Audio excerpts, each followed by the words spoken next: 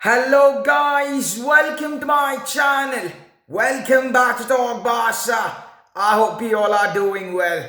So this is, I guess, the first title, could be the first title of the season. And this is the Spanish SuperCup. And it is Barcelona versus Real Betis. And to be fair guys, I think this is a very, very important topic. Very, very important title for us basically. I will say that because don't get me wrong on this. This might seem, oh, it's just a Super Cup. What's the big importance it is? No, for Barcelona, I think this is a very, very important title for us. And to be honest, to challenge the other teams and just think about it. If we can get the first title of the season just in this mid-season, it would be so amazing and so good. So without wasting any time, let's get into the detail of this match and let's talk about the analysis. And first of all guys, I'm going to be talking a little about the team news and everything, and then we will be jumping straight into the tactical side of the game, especially what I want to see from this Barcelona side, comparing the team with the last performance against Atletico Madrid. We will be discussing and analysing everything, so let's do it. Because first of all, coming into some of the team news, Real Betis, just looking at their La Liga stats right now, they're the fourth in the table right now with 28 points, 8 wins, 4 draws, 4 losses. So yeah, they are playing very good. They are playing good. Of course, we are the league leaders with 41 points, and that is simply amazing. And one more key stat that I will say this season, just for everybody to know it, right now the points that we have got in La Liga, it is 41 points out of the possible 48 points. And this is the best possible start for Barcelona in the last 5 seasons. Last time when we had something close to this, when Ernesto Valverde was our manager at the 2018-19 season, he was still then at the points of 34 or 35 points, something like that. But this time Xavi is doing very good. So this was just a start I had to share with you guys. So this is all about the team news and everything, and coming straight into the tactical analysis and jumping into the lineup and what we can see from Xavi and how should we approach this game. So starting with the goalkeeping position, we all know it will be Marc-Andre ter Stegen.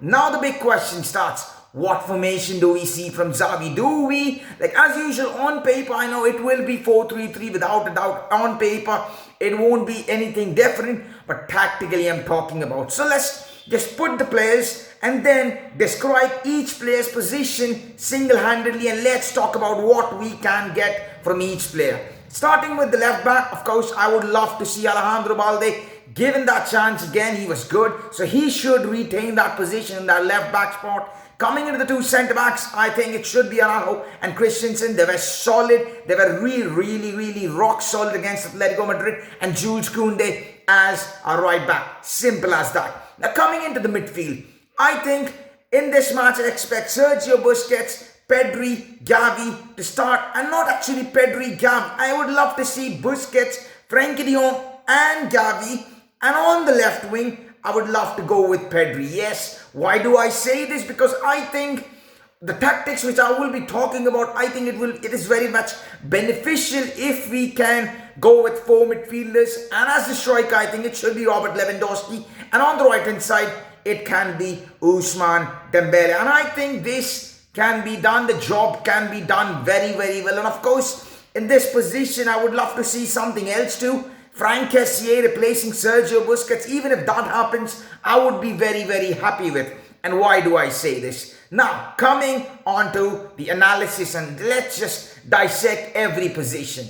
First of all, this position, this formation is something what we really saw against Atletico Madrid. A back three of Christensen, Araujo and Koundé. And what it does especially is that it stretches the defense completely. Christensen on one side, Araujo as the last man of our defense, and on that right hand side more or less like an inverted right back, Jules Koundé. What it allows is that Alejandro Balde to push forward. Alejandro Balde goes forward, binds him forward, continuously making those overlapping runs with the idea that he doesn't need to do so much defensive job, although he should be. Like, we were caught 1 or 2 times in that position, but I think we need a good left back who has the idea when to drop back, when to stay forward, because if we play someone like Marcos Alonso, I think it's going to be a big problem. So I expect Alejandro Balde to stay in that left back position, stretch the pitch up and down whenever it's necessary. On the other side now, right hand side, Ousmane Dembele. And we have always seen under Xavi wants his wingers out on the right hand side, stretched wide apart. And this is, I think, what Ousmane Dembele does. I think he will stay out of the pitch, like not out of the pitch, my bad, like stretching the pitch as much as possible. And he will be hugging the touchline on that right hand side. Now what happens in the midfield is that, so our width is done, our defense is packed solid, rock solid, and what happens is in the midfield, it's a box full. It's absolutely a box full. Busquets on one side, Frenkie de Jong on one side, Pedri on the above, and Xavi. And what happens is that in this formation, something that we saw against Atletico Madrid, and why do I want Frank Kessie instead of Sergio Busquets, although I fairly know it will be Busquets because I don't know the over-reliance of Sergio Busquets. But anyways, if we play Frank Kessie or whatever it is, I think Frank Kessie and Frenkie de Jong together can really shine as a double pivot, because this is what we have seen. Kessie almost retracting as the one just above the defense, and Frenkie de Jong having that little free roll when to drive the ball forward, when to drop deep. He's very good on that, so we should be utilizing that. And then up front is that Xavi and Pedri. Now whenever, sometimes it will be Pedri on that left hand side, sometimes Xavi, sometimes then Pedri coming onto the right hand side. And what it does, that it confuses the opponent's defenders. It confuses them who to mark, who to take care. Because remember, on the left hand side, as we discussed, it is going to be Alejandro Balde. He's going to be making those in behind runs up and down. He's going to be discussing he's going to be doing all the stretching the pitch on that left hand side. And then if you add that confusion, a bit of confusion in the midfield, suddenly there is a solid midfield four, who to mark, who to play, who to grab the ball, who to grab. Basically, that's the main question mark will be for the opponent's defenders and the opponent's players. And I think this formation can really work very well, because Pedri, we know, in between the lines, dribbling and every other occupying those half spaces, he's brilliant on that. On the other side, there is also Xavi with his tenacity, with his aggression, with his aggressiveness. He can really do wonders. Pedri and Xavi's very young and still they are the basically starters of our midfield, starters in the midfield position. So expect them to be playing in that position. So yeah, this can be the back four,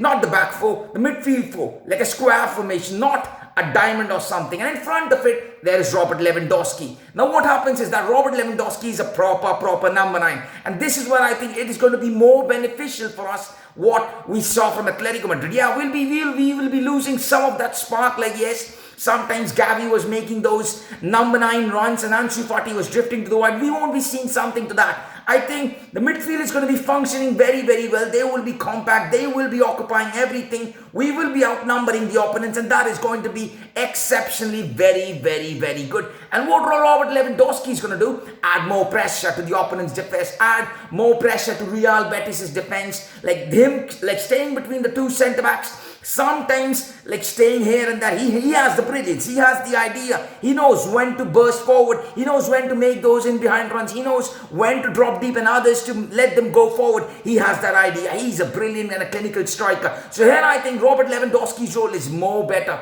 So what it does is that I think on the right hand side there is Ousmane Dembele, who can stretch the pitch. He's a proper winger. We can of course change the formation a bit. If we need to change something, we can go back to back four, Jules Koundé playing as a right back, Ousmane Dembele going forward with the midfield 3. Then of course Xavi can come inside, make that diamond formation and make a square, something different, not a proper square, but a little shifted or a little slanted formation, square formation that can take place. And alongside, in front of it, it's going to be Robert Lewandowski playing as that number 9. And Robert Lewandowski, always attacking wise, it's perfect. In the midfield, it's going to be very, very good. The stretch on the pitch-wise, it is done. And a solid back three of Koundé, Christensen and Araujo. And yes, I know, against maybe pacey players or something else, there might be some defensive lapses. There might be some errors. But this is something that I would really love to see from Xavi once again. Why do I say it? Because